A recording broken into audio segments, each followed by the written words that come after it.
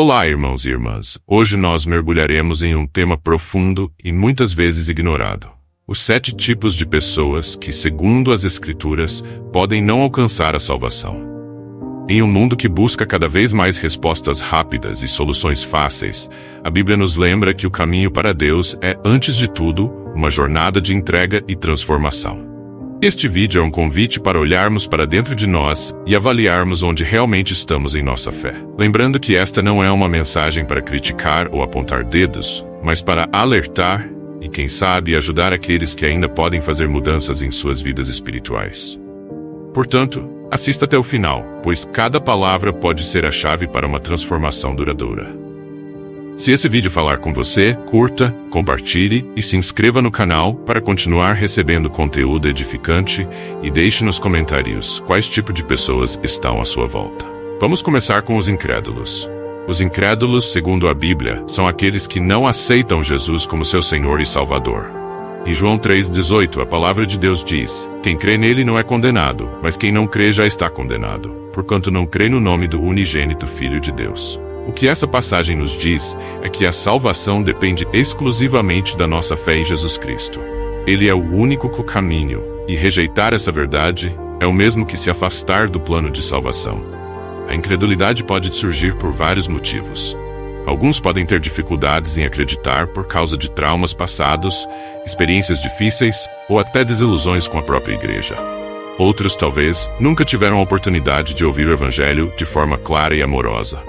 Mas independentemente do motivo, a falta de fé em Jesus Cristo afasta a pessoa da graça e do perdão que Ele oferece. Muitas vezes vemos pessoas que buscam sentido na vida, paz e propósito em diversas fontes, mas recusam-se a considerar Jesus. A palavra é clara ao dizer que, sem fé, é impossível agradar a Deus. Precisamos entender que a fé é o primeiro passo para nos aproximarmos do Senhor. A incredulidade é uma barreira que bloqueia a nossa comunhão com Deus e impede que recebamos as promessas da salvação. Por isso, se você sente alguma resistência ou dúvida, busque respostas nas Escrituras, peça discernimento a Deus e deixe que Ele trabalhe em seu coração. Ou é que buscam outros caminhos. O segundo grupo são aqueles que buscam a salvação por outros meios. Em João 14:6, Jesus afirma: eu sou o caminho, a verdade e a vida. Ninguém vem ao Pai senão por mim. Muitas pessoas tentam encontrar a salvação através de práticas alternativas, filosofias diversas ou até em obras de caridade, acreditando que isso é suficiente para serem aceitas por Deus. Mas a Bíblia é firme ao afirmar que só Jesus é o caminho para o Pai. Essa busca por outros caminhos geralmente reflete a tentativa humana de simplificar ou adaptar a verdade. Em vez de aceitar o sacrifício de Jesus como suficiente e necessário, alguns optam por acreditar que todos os caminhos levam a Deus. Mas isso é uma armadilha espiritual, porque nos afasta do verdadeiro entendimento do Evangelho. Não há atalhos para a salvação, e o preço já foi pago por Cristo. Quando tentamos encontrar outros meios, estamos dizendo na prática que o sacrifício de Jesus não é suficiente, o que acaba sendo uma rejeição à graça. Pensemos, quantas vezes vemos pessoas buscando paz e sentido em rituais ou práticas místicas que nada têm a ver com o Evangelho? Essas pessoas, embora bem-intencionadas, estão se distanciando do caminho certo. A busca pela salvação deve ser fundamentada na verdade bíblica. Qualquer outro caminho, qualquer outra crença que não esteja centrada em Jesus é um desvio que nos leva para longe de Deus. Precisamos entender que não existe nenhuma outra fórmula, porque a salvação vem pela fé em Cristo, e Ele é o único Salvador. O terceiro grupo que a Bíblia menciona são os hipócritas. Jesus nos adverte em Mateus 23 sobre o perigo da hipocrisia, dizendo: ai de vocês, mestres da lei e fariseus, hipócritas! Vocês são como sepulcros caiados, bonitos por fora, mas por dentro cheios de ossos de mortos e de toda impureza. Aqui Jesus está falando daqueles que mantêm uma aparência de piedade, mas cujo coração está distante de Deus. Hipocrisia significa viver de aparências. É fingir uma devoção que não existe. Quantas vezes encontramos pessoas que frequentam a igreja, participam de atividades religiosas, mas suas ações no dia a dia contradizem os ensinamentos de Cristo? Elas usam a religião como um disfarce, mas não há verdadeira transformação em suas vidas. A fé se torna uma formalidade vazia e a igreja um lugar de status social sem compromisso real com Deus. Jesus condenou duramente a hipocrisia porque ela engana não só a pessoa que vive dessa forma, mas também quem a observa. A hipocrisia impede que outros vejam a beleza e a verdade do Evangelho, criando uma imagem falsa de quem Deus realmente é. Ao praticar a hipocrisia, fechamos as portas do reino para nós mesmos e para aqueles que nos observam. A salvação exige sinceridade, um coração arrependido e um compromisso genuíno com Deus. Não podemos tratar a fé como um teatro. Ela deve ser autêntica e nos transformar de dentro para fora. 4. Outro grupo importante são os apóstatas, pessoas que, após conhecerem a verdade, escolhem deliberadamente se afastar dela. Em 2 Pedro 2, 20 e 22, lemos: Se depois de terem escapado das corrupções do mundo, pelo conhecimento do Senhor e Salvador Jesus Cristo, se deixam enredar de novo nelas e são vencidos, estão em pior estado do que no princípio. A apostasia é grave, pois significa abandonar a fé de forma consciente. A apostasia geralmente ocorre quando a pessoa, após uma caminhada de fé, volta-se para o mundo e para os prazeres carnais, ignorando completamente os ensinamentos que um dia abraçou. Essa é uma situação dolorosa, pois quem conhece a verdade e a rejeita está negando o Espírito Santo e todo o amor de Deus. Jesus disse que ninguém pode servir a dois senhores, e os apóstatas escolhem, de forma consciente, servir ao mundo em vez de a Deus. A Bíblia compara isso a um cão que volta ao seu próprio vômito. É uma imagem forte, mas que simboliza a gravidade desse afastamento. Quando conhecemos a Deus e escolhemos voltar ao pecado, estamos ignorando o sacrifício de Cristo e trilhando um caminho de autodestruição.